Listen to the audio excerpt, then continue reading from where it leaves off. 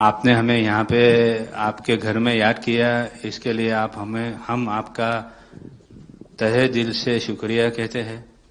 और हमेशा सैयदना साहब और आपका बहुत गहरा रिश्ता रहा है।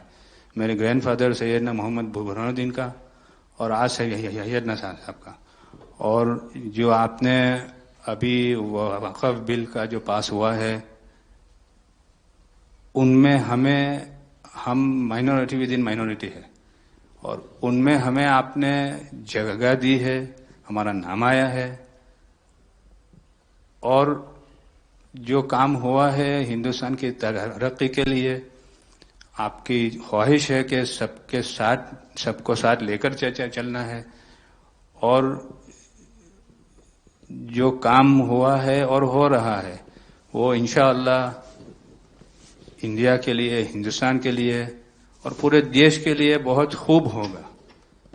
और छोटे लोगों की भी, आप भरे गिनती में छोटे हो, लेकिन आपके दिल में जगह बहुत ज्यादा है। ये आपकी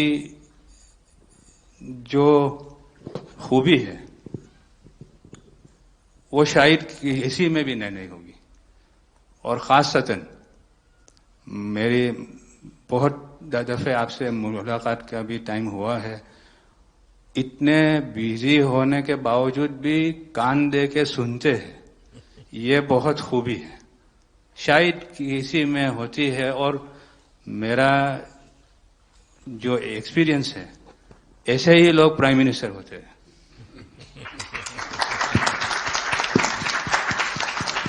1923 से हम ये गुहार गवर्नमेंट से लगा रहे हैं कि हमें एग्जेम्पशन चाहिए।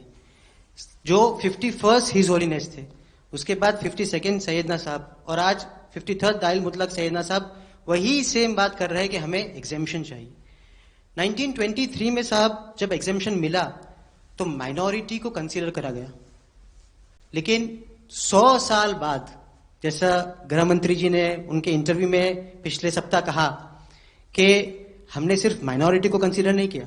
साहब ये जो एक्ट आया है वो प्रिवी काउंसिल क्यों लेकर आई? प्रिवी काउंसिल ने ये एक्ट इनैक्ट किया माइनॉरिटी के प्रोटेक्शन के लिए, लेकिन साहब आपने ये एक्ट इनैक्ट किया सिर्फ माइनॉरिटी के प्रोटेक्शन के लिए नहीं, बल्कि माइनॉरिटी विद इन माइनॉरिटी के लिए। तो ये उस दिशा में साहब बहुत ही बड़ा स्टेप है। It is indeed a very strong step for the way forward. Thank you very much for it sir. સાહેબ, વક્ફ અમેન્ડમેન્ટ બિલ આપ લઈને આવ્યા, 75 વર્ષમાં પહેલી વાર આ કમ્યુનિટી, બીજા મુસ્લિમ કમ્યુનિટીને કોઈએ સાંભળ્યું છે, કોઈએ એકનોલેજ કર્યા છે। સાહેબ, मैं आपने एक वाक्य कहूं, भिंडी बाजार में हमारो एक प्रोजेक्ट चाले है। हमारे प्रोजेक्ट में एक जगह है भिंडी बाजार के अंदर जो हमने 2015 में खरीदी। हम मालिक हैं, बहुत मेहनत से खरीदी। उस जगह को 2015 में लिया, 2019 में कोई नासिक का और अहमदाबाद का शख्स जाके बोलता ये जगह वक्फ है। वक्फ तो वहां पे तो लोग रहते हैं, टेनेंट्स से दुकानें हैं।